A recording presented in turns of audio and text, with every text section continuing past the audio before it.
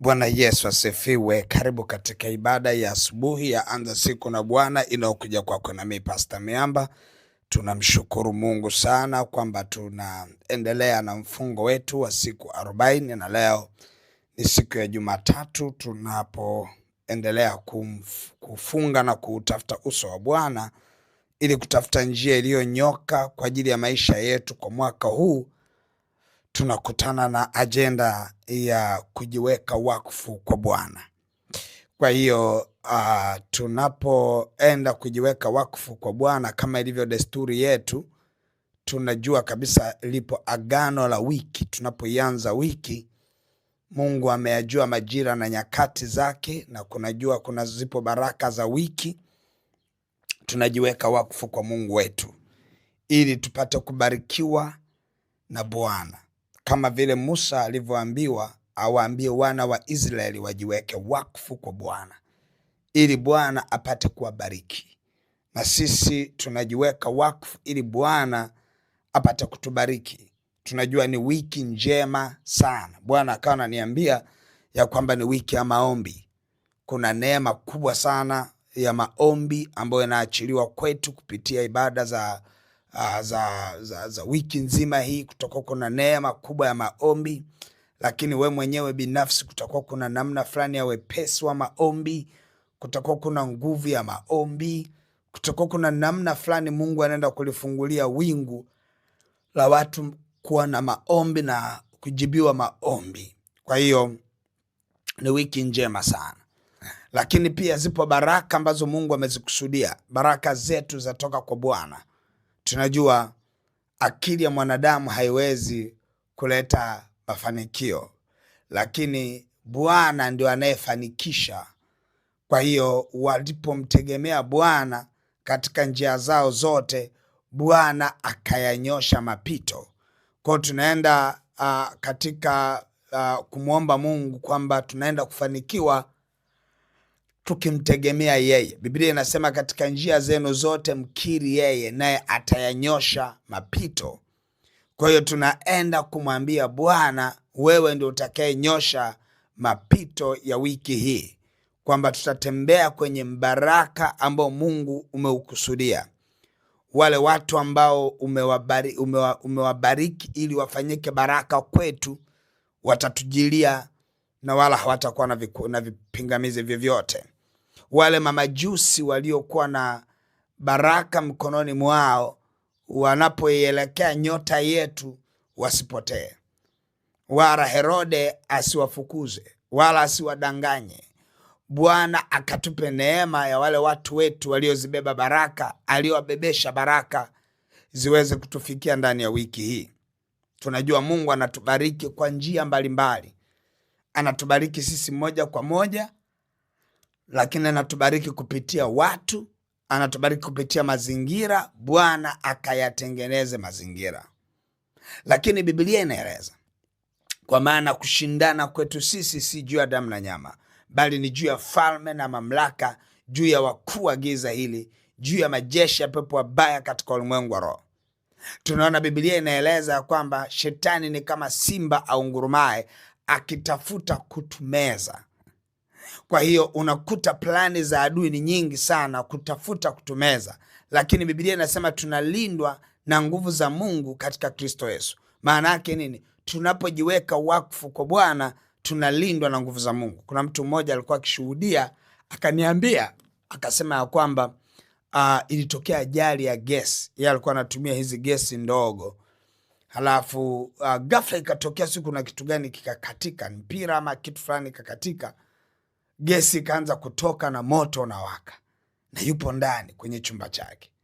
Anasema hivi, kwa wingi wa gesi uliokuwa unatoka kipindi moto unawaka, ilibidi utokee mlipuko mkubwa sana, na ilibidi uunguze ile nyumba. Akasema mimi nikajiuliza, nyumba ya watu, maana amepanga sio kwake, nyumba ya watu mimi ningefanya nini? Lakini mimi mwenyewe je, hali yangu na niko mle ndani. Lakini anasema ghafla moto ulizima kwa miujiza ya ajabu sana. Halafu Mungu akamwambia, akasema ni kwa sababu umejiweka wakfu kwa Bwana.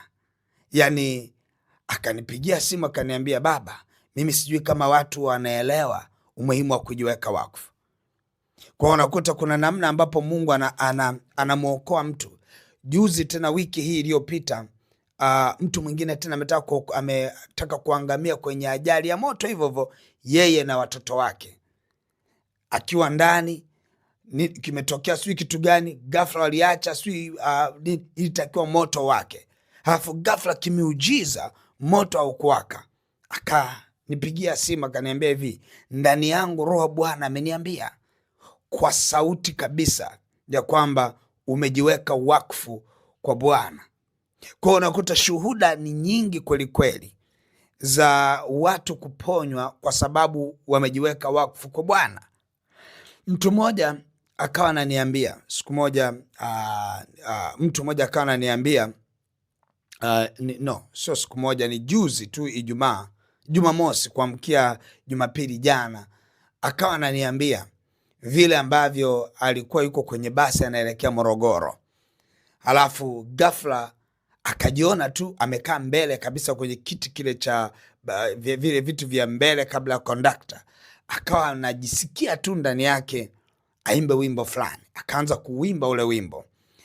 Ghafla alivyokuwa na wimbo ule wimbo, anasema ya kwamba kulikuwa kuna nyasi zile ambazo wanazichoma mabarabarani, zile nyasi wanazozifyeka kutengeneza barabara isiwe na nyasi pembezoni, wakawa wamechoma nyasi. Kwa hiyo na zile nyasi zinatoa moshi mwingi sana. Sasa gari wakati linapita kwa spidi kwenye moshi, ni kama ule moshi kumbe haukuwa mdogo, ulikuwa ni mwingi. Kwa dereva yuko kwenye spidi, lakini gari liko kwenye moshi. Anasema walikuwa wanaenda kugongana uso kwa uso na lori, kwa sababu lori na lenyewe liko kwenye moshi na hiyo gari ya Morogoro na yenyewe iko kwenye moshi. Anasema hivi, watu wameshika vichwa namna hii, kila mmoja anashangaa ni kwa namna gani wameweza kupenya, lakini kuna namna fulani alikuwa anaielezea kwamba ni Mungu tu alifanya yule dereva wa basi lao abane pembeni. Halafu alibana tu ni kwa neema ya Mungu, kwa sababu alikuwa haoni. Ghafla lile likapita. Kwa hiyo wakawa wanashuhudia vile ambavyo alibana upembeni, si kwa sababu aliona lori mbele, lakini ni Mungu aliingilia kati akabana pembeni ili wasigongane uso kwa uso. Halafu ndani yake Mungu anamwambia umejiweka wakfu kwa Bwana. Kwa unakuta kuna namna ambapo mtu mmoja anaweza akasababisha, aliyejiweka wakfu kwa Bwana anaweza akasababisha basi zima likapona. Tunarudi kuangalia Mungu alivyokuwa akienda kuiangamiza Sodoma na Gomora. Ibrahimu akaanza kubageni na kunegotiate na wale malaika. Anasema, je, wakikutikana watu 50 walio na haki, Mungu ataponya watu wengi kwa ajili ya watu wachache? Mungu akasema nitaponya. Akasema, je, wakipatikana 45? Akaendelea kushuka, je, wakipatikana 30 na je, wakipatikana 20 na Mungu ataponya. Anasema endapo watapatikana hao wenye vigezo vya kufanya nchi ipone, watapona. Kwa hiyo unaweza ukaelewa ya kwamba ni kwa namna gani Mungu anawaponya watu mbalimbali kupitia wewe unayejiweka wakfu. Hauponi wewe peke yako. Kuna watu wengine wanapona kwa neema kwa sababu wewe umejiweka wakfu. Ni siri ya ajabu sana, kwa sababu ni kitu ambacho hakigusiki. Inahitaji mtu aelewe kwa imani. Ni kama vile wanatolea mfano, tunapoweka wakfu mkate uwe mwili wa Kristo, tunapofanya yale mageuzi katika kushiriki meza ya Bwana, tunasema na hichi kikombe cha tunda la mzabibu iwe damu ya Kristo. Halafu ghafla tayari unaona mapepo yanaanza kupiga kelele, kwa sababu yanaiona ile damu, yanaona ule mwili. Na ndivyo ilivyo hata unavyojiweka wakfu. Unavyojiweka wakfu wewe, Biblia inaeleza kwa habari ya kubarikiwa. Akasema hivi, ili wapate kuwabariki leo, unabarikiwa wewe. Watoto wako wakionekana, wanaonekana sio wale watoto wa kawaida, wanaonekana ni watoto wa agano la wiki la ulinzi, kwa sababu wamejiweka wakfu kupitia mama yao ama baba yao aliyejiweka wakfu. Lakini na mali zako zote unapotembea huku na kule, mali zako mahali popote zilipo zinaanza kuonekana kwa alama ile. Kwa shetani akija kutaka kufanya, watu wengi hawaelewi shetani zunguka kuleta uharibifu. Wanadhani ya kwamba shetani amekaa sehemu moja, yeye muda wote anazunguka kufanya uharibifu. Mapepo yake yako yamepanga ratiba ya kufanya uharibifu. Ukisoma kitabu cha Ayubu utaona Mungu anavyomwambia shetani, umetoka wapi? Akasema, nimetoka kuzunguka huko duniani. Akasema, je, umemwona mtumishi wangu Ayubu? Sasa nimemwona. Maana yake nini? Sidhani alionekana Ayubu tu, hata wewe unaonekana. Shetani anapozunguka kuangalia vitu, hata biashara yako inaonekana. Je, imewekwa wakfu kwa Bwana? Je, wewe umewekwa wakfu kwa Bwana?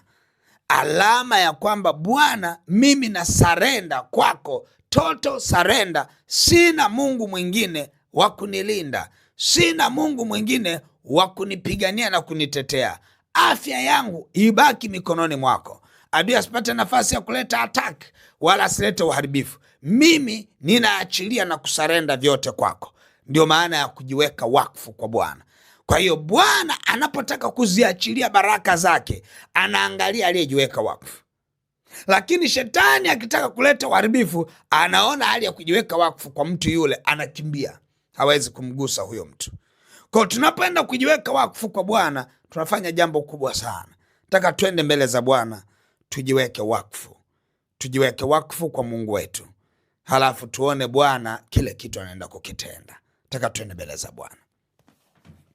Baba mtakatifu, katika jina la Yesu Kristo wa Nazareti, Mungu aliye hai, ninakushukuru sana kwa ajili ya Jumatatu njema ulioifanya, Jumatatu ya ushindi na wiki ya maombi. Mungu aliye hai, asante sana kwa sababu unaendelea kusema nasi, unaendelea kutupa maelekezo ya kujiweka wakfu, kama vile ambavyo ulimpa Musa maelekezo ya wana wa Israeli kujiweka wakfu, na ukawaambia wanapojiweka wakfu nataka kuwabariki. Ukawaambia na kutoa maelekezo na sadaka zao za kujiweka wakfu kwako Bwana.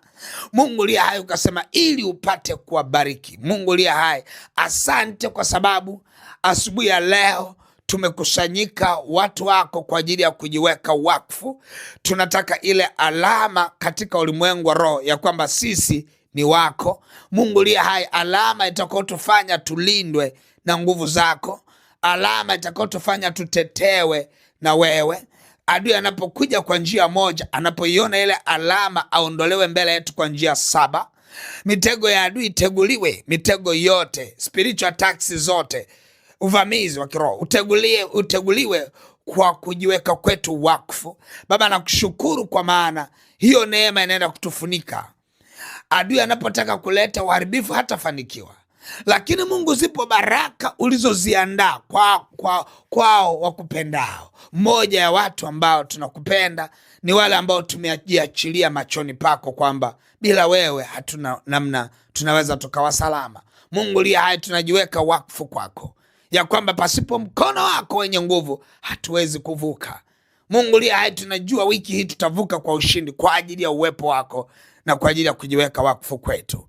Asante kwa maana hakuna ajali itakayotusogelea, hakuna uharibifu utakaotusogelea, hakuna magonjwa utakaotusogelea, hakuna uvamizi wa nguvu za giza utakaotusogelea, kwa maana Bwana umeachilia neema, nasi tumejiweka wakfu kwako. Baba, tunaomba popote tunapoingia na kutoka, utuangalia kwamba sisi ni wana wako na msaada wetu watoka kwako. Hatuna Mungu mwingine, hatujachagua miungu mingine, tumekuchagua wewe.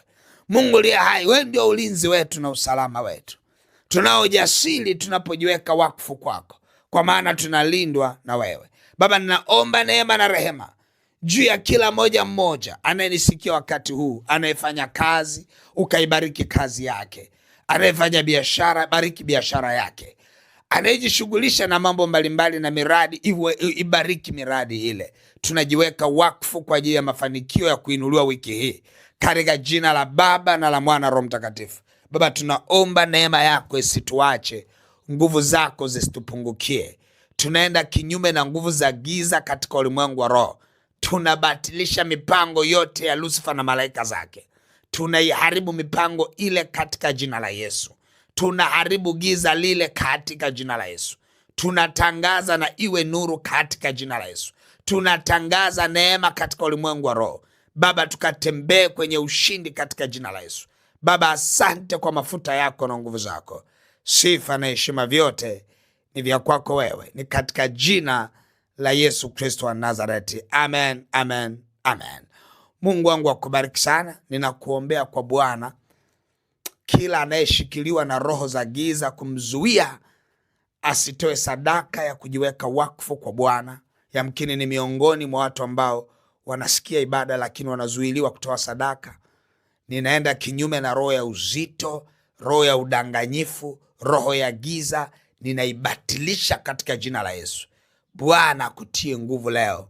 Bwana akupe wepesi, kwa sababu ipo siri kubwa katika kutoa sadaka. Mungu wangu akubariki. Basi utaiachilia sadaka yako kujiweka wakfu kwa Bwana kwenye ile lipa namba ya M-Pesa ambayo ni 577876 au namba za mawasiliano 0713842123 au 0744982517. Mungu wangu akubariki na uwe na wakati mwema. Amen.